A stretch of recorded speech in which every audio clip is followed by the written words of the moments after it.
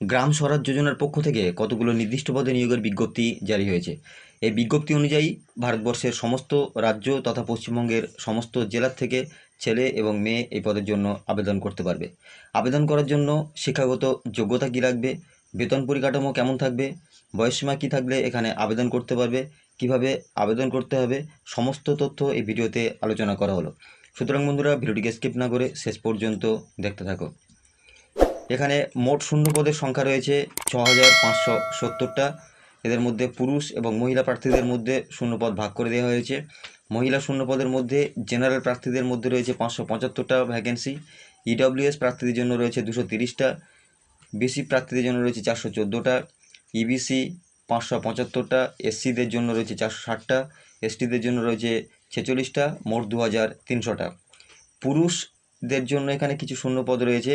General প্রার্থীর জন্য রয়েছে এখানে 1068টা, ইডব্লিউএস প্রার্থীদের জন্য রয়েছে 427টা, বিসিদের জন্য রয়েছে 769টা, ইবিসিদের জন্য রয়েছে 1068টা, এসসিদের জন্য রয়েছে 853টা, এসটিদের জন্য রয়েছে এখানে 85টা। এই নিয়ে পুরুষ প্রার্থীদের ক্ষেত্রে মোট শূন্যপদ রয়েছে 4270টা। প্রতিটি ক্যাটেগরি অনুযায়ী এখানে শূন্যপদগুলি ভাগ করে দেওয়া হয়েছে। বয়সসীমা: চাকরি প্রার্থীদের আবেদন করার জন্য বয়স 21 থেকে 45 বছরের মধ্যে হতে হবে, তবেই কিন্তু তোমরা এখানে আবেদন করতে পারবে। এছাড়া সরকারি নিয়ম অনুযায়ী সংরক্ষিত শ্রেণীর প্রার্থীদের বয়সের ছাড় উল্লেখ করা হয়েছে, যেমন এসসি এসটি প্রার্থীদের ক্ষেত্রে 5 বছর, ওবিসি শ্রেণীর প্রার্থীদের ক্ষেত্রে 3 বছরের বয়সের ছাড় দেওয়া হয়েছে। ডিটেলসে জানার জন্য ডিসক্রিপশন বক্সে লিঙ্ক দেওয়া আছে, ওখান থেকে কিন্তু নোটিফিকেশানটাকে ডাউনলোড করে নিয়ে ডিটেলসে তোমরা পড়ে নিতে পারবে। নিয়োগ প্রক্রিয়া: চাকরি যারা পাবে তাদের জন্য যে আবেদন নথিভুক্ত হওয়ার পরে এখানে কম্পিউটার বেসড টেস্ট অর্থাৎ সিবিটি টেস্ট নেওয়া হবে। এই পরীক্ষায় উত্তীর্ণ প্রার্থীদের যোগ্যতা বিষয়ে আরও বিস্তারিত জানার জন্য ডকুমেন্টস ভেরিফিকেশান করার পরে কিন্তু যোগ্য প্রার্থীদের নিযুক্ত করা হবে।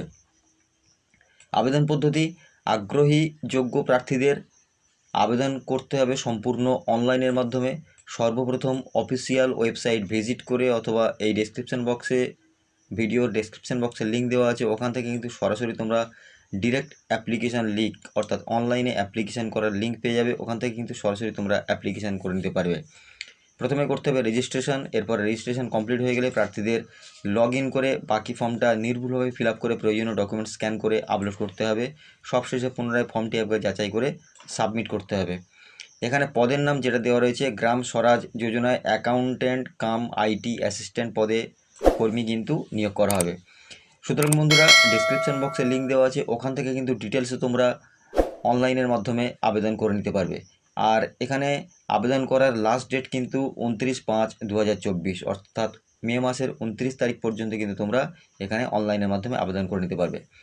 তো বন্ধুরা, ভিডিওটি সম্পর্কে যদি কোনো প্রশ্ন থাকে অবশ্যই কমেন্ট বক্সে কমেন্ট করে জানাবে। আর ভিডিওটি যদি দরকারি বা প্রয়োজনীয় মনে হয় বন্ধুদের কাছে শেয়ার করে দেবে।